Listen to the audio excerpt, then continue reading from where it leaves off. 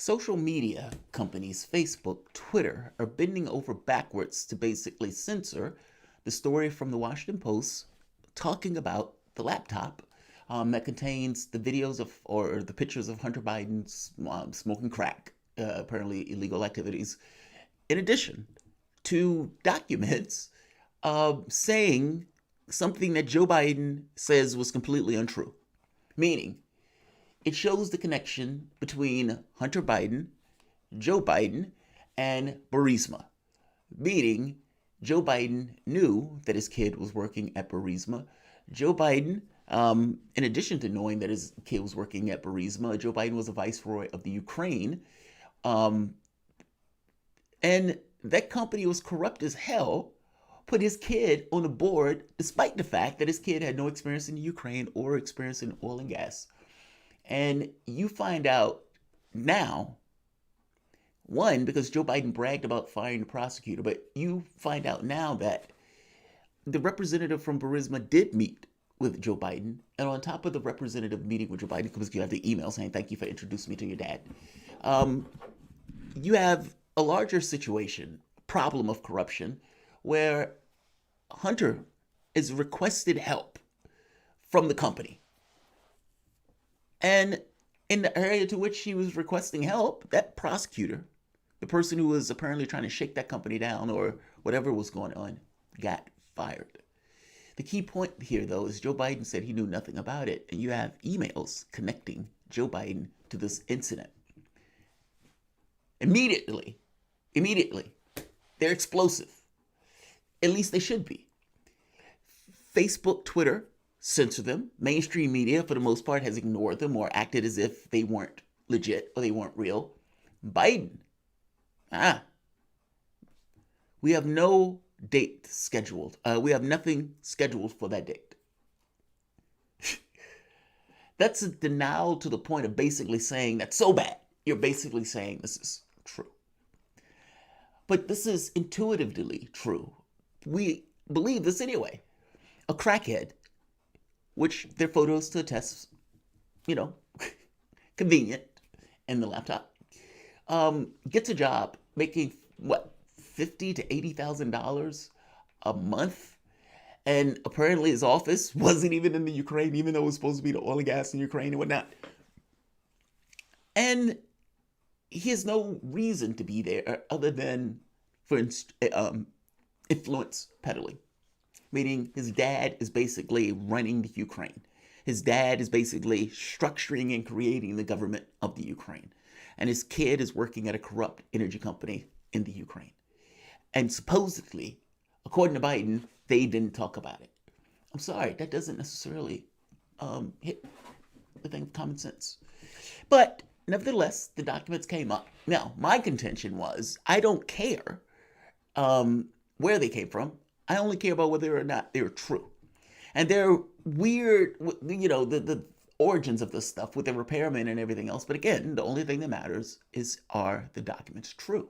Now, Adam Schiff comes out and says, they're Russian disinformation, they're Russian disinformation. Are they Russian disinformation? And if it was, does it matter if it is true? I want to talk about that because just as a newsflash, they're not Russian disinformation. And right now, the validity of them is the thing that is in question. Welcome to the Soapbox.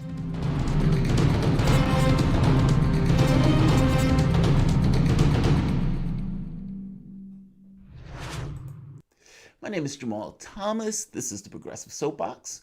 If you guys dig this content, please like, share, and subscribe. You can always support this content through PayPal or Patreon. McCoy Williams. Rudy just came out and said that he knew the story was biscuit. What?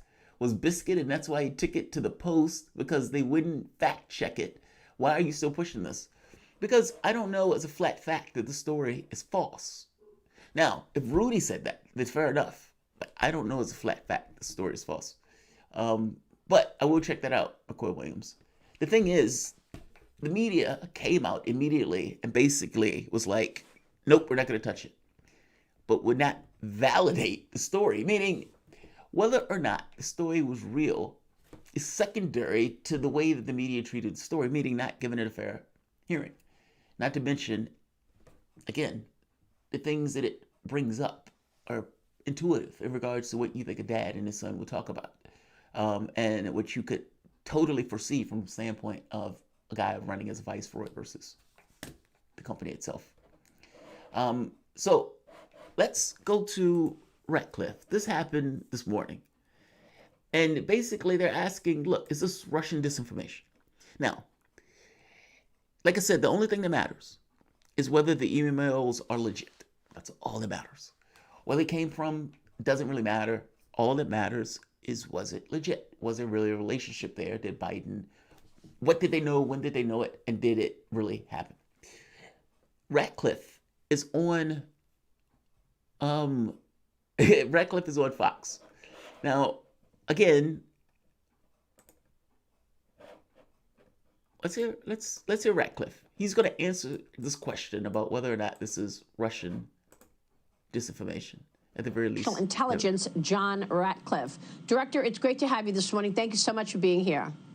Good morning, Maria. Good to be with you. I want to start on the validity of all of this because we have been doing a deep dive into this laptop and these emails, which indicate Hunter Biden was cashing in on his father's position. Adam Schiff, from the chairman of the Intel Committee, is out and about this weekend on Sunday morning shows saying all of this news is just Russian disinformation, and it's not true. You are the director of national intelligence. You see more intelligence than anybody in the country other than the president of the United States, so you can tell us what's real and what's fake. Is this Russian disinformation, Director? So, Maria, it's funny that some of the people that complain the most about intelligence being politicized are the ones politicizing intelligence. And unfortunately, in this case, it is Adam Schiff, the chairman of the House Intelligence Committee, who, as you pointed out on Friday, said that the intelligence community believes that Hunter Biden's laptop and the emails on it are part of some Russian disinformation campaign. Let me be clear. The intelligence community doesn't believe that because there's no intelligence that supports that. And we have shared no intelligence with Chairman Schiff or any other member of Congress that Hunter Biden's laptop is part of some Russian disinformation campaign. It's simply not true. And this is exactly what I said I would stop when I became the director of national intelligence. And that's people using the intelligence community to leverage some political narrative. And in this case, apparently, Chairman Schiff wants anything against his preferred political candidate to be deemed as not real and is using the intelligence community or attempting to use the intelligence community to say there's nothing to see here. Don't drag the intelligence community into this. Hunter Biden's laptop is not part of some Russian disinformation campaign, and I think it's clear that the American people know that. Straightforward. Very clear. And at some point, screaming that everything is Russia is going to get tired. I don't know if we're there yet. Hopefully we're there yet. Even if you would like to make the argument that this was something that Trump and Giuliani and all of these guys came up with, fair enough. But this continuously screaming and pointing and screaming Russia and then hauling ass out the back in a puff of smoke, at some point, that needs to stop. This is, just to put a punctuation on it, the only thing that matters is whether or not the information in those emails are true or false. That's all that matters. And apparently the FBI is looking into it. Let's see.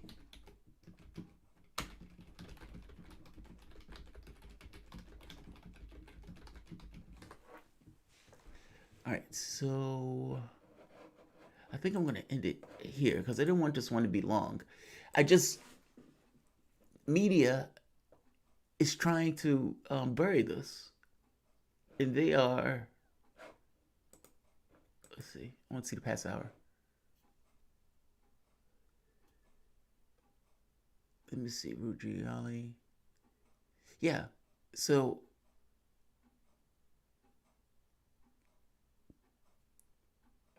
yeah, So let's calm down on the, Russia disinformation nonsense. And by the way, there's a secondary conversation question on whether or not this matters, or whether or not it matters. Biden hasn't denied this. No one in his camp has come out and said, this is a lie. How dare you do this? These emails are false. None of that has happened. None of that has happened. And so the media may not want to bring it up. They may want to try to suppress New York Post in putting their story up. It seems like at that point they're helping Biden. So there's a question of the information. When you're suppressing that information, are you doing so to help assist the candidate? And if you're doing so, is that some kind of editorial discretion, meaning you're not a platform, but it opens you up to attacks to undermine your business model, to be honest? And does it matter? I got to be honest, I don't think it matters. If every document that was pulled out of that thing is true, and let's say there are more, let's say there's a slow drip to election, and let's say it is confirmed, flat fact, these documents are real, and the documents make a connection between Joe Biden and this kind of corrupt dealings with Burisma, you find out the media has basically lied to you and got it wrong for months in the direction of a particular candidate over another one. Does it matter? Will Joe Biden lose because of it? Do you believe that people who are voting for Joe Biden that are Democrats are going to pull away from him because he is corrupt and has a history of corruption, by the way, with his family? Do you believe that Republicans are going to like him more? The answer is no. Of course, they're going to stay with Trump. So the only thing we're really talking about are Democrats and independents. Well, the people who are terrified of Donald Trump, I don't think they're going anywhere, even if you found out that Biden murdered a guy. But for something like this, for this level of corruption, they will reconcile in their heads, well, Donald Trump is corrupt also, and his corruption is more than Joe Biden's corruption, so just least worse. Least worse. I just don't think that it has the bang for the buck. If it was anybody other than Trump, if it was somebody less horrible, or somebody less terrifying in the way that the Democrats can craft the image of the person, then maybe. But under this rule set, in the way that Trump is cast, I have a hard time believing that it has bang for its buck. But like I said, the only thing that matters in this is whether or not it's true. And right now, I guess my feeling is it's teetering. I mean, I guess I don't know. But it does fit with what you would rationally think, with Biden being the viceroy and his son propped up in a position to get leverage and influence with his dad. At least that's the way I see it. But we have our detractors. And I read your tweet out in the beginning. I meant bullshit, and I tagged you in Twitter on it. Good. Thank you, Mark McCoy Williams. I'm going to check that out. And see whether or not he said that. But if he did say that, I mean, that's fine. Here we are. There we are. All right. Right here. Rudy Giuliani admits he gave the Hunter Biden story to the New York Post because he believed they wouldn't fact check it. All right. Right. New York Post editors wouldn't spin out there, right? Right. Nobody would take it. See, what I strongly suspect is going to be in here is not him saying that exactly, but him saying it in about a roundabout way, and they are contorting this to make it look as if they know the story is false. Let's see. I want to read this from the New York Times, and I'll give it a fair hearing, McCoy Williams. But I would say this: you shouldn't just discount this, in the sense that Giuliani might say, yeah, I didn't want to have all the scrutiny, they were going to discount it and everything else, and so I gave it to New York Post. That may be fair game, but again, the only thing that matters is whether they're true. That's all that matters. That's all I really care about in this case. If the emails are true, and everybody else seems to be trying to ignore them. If the emails are false, then I guess it's a moot point. But in order to evaluate whether or not they're false, you do at the very least have to evaluate it. And discounting it outright in the way that Facebook, Twitter, and some of these other media organizations have been doing, I'm sorry, it's problematic, to put it mildly. All right, I'm going to end here. I'm going to say, let's see. Oh, I sure, right. I gave a $5 super chat asking if you can hop over at Status Quo to do a live discussion or stream. Oh, Status Quo is fine. Jordan is awesome. He's badass. And if I'm not mistaken, I think he got married or something. I'm not sure. But I can't just pop into somebody else's stream. That's something that we would have to coordinate, basically. All right, I'm going to end this here.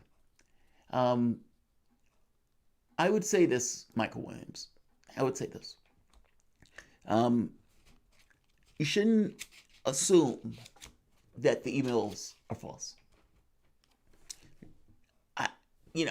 I think you'd expect a stronger denial from Joe Biden if they were entirely false. And I would say you would have to let this play out. The only thing that matters, well, that's not true. There's two things that matter. Is it real? Meaning, are these stories real? And again, I do think they reconcile with common sense about why he would be in that position, and having his dad in that other position, that they will still be talking. It's not like they're in an iron vault or something to that effect. And you would think that somebody who's put in a position of influence would do exactly what they were given their job to do. Influence. So, yeah, I wouldn't preemptively assume that those emails are false. Just saying. And Ross Story, I would strongly wager, that they're taking something he said and twist it to get that headline. But I could be wrong. And so I'm going to read this story now from New York Times. The last thing that I've seen from, let me see, Julia, on this was that the FBI was getting involved to check the laptop. So we will get more information as this goes on. But I'll end it here. Like, share, and of course, subscribe. Let me see. NG quit trying to defend him. JT is known as Putin's butler. Right. I'm trying to get rid of the evidence for the Putin stuff. Yeah. Marcus Will, in the second laptop found. So here's the thing. This is like, to me, I saw this and I thought to myself, this is a political operation. Somebody got their hands on documents and it's found this kind of, third-hand way of trying to get it out. Because when you look into like the laptop, the repair owner, all of this other stuff looks really bizarre. And apparently nobody comes back. He contacts the FBI. And it's weird. It's just really weird. And so I thought, at least to me, all right, would it be beyond the pale for Republican operatives to somehow, in some particular way, to get their hands on information related to Biden and that meeting? And after they get their hands on information relating to Biden in that meeting, put it somewhere where they can give it to somebody else and they can have their paws off it. And as the information comes out in a leak, people will find that the information would be true. Now, the catch is, if the information is false, that's still the way politicians act. I mean, after all, for the last 3 years or 4 years, we've been doing the Russiagate nonsense. But that gets to my point. This is party politics in the way that they behave if the information is false. I mean, after all, you had a dossier drawn up on Trump on stuff that was just, made up. And so what's good for the goose is good for the gander, I suppose, even though it's a diminishment of our politics. But if the documents are real, then Joe Biden committed crimes. And this is not, like conceptual crimes. This is rank corruption. And, you may not like that. But like I said, I don't think it matters if it's true or false. And right now, I don't think we know. I do not think we have that information. Let's see. I say they're false because the story that was concocted. The pics could be true, but the whole story is crazy and makes no sense. Oh, okay, fair enough.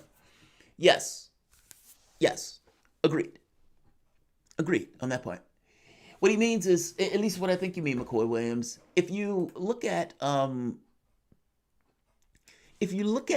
like the way that they got the information, it's just bizarre. Like, it's like the repairman is like, yeah, somebody bought the laptop in. It's like, who? We don't, I don't know who the guy is. You know, it maybe looked like Hunter Biden, maybe.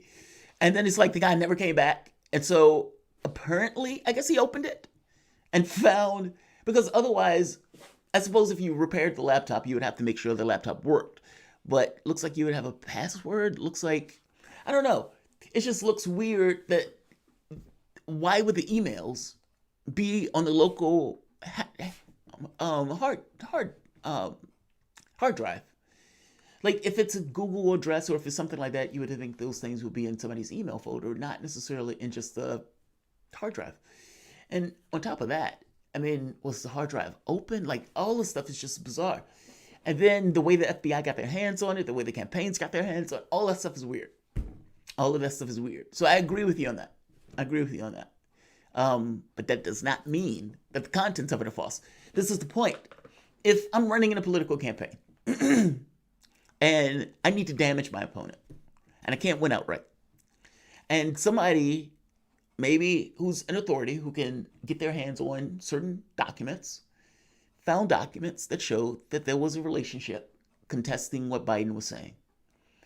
Now, I don't want to put that out with my own hands on it. I don't want to be there with the leak.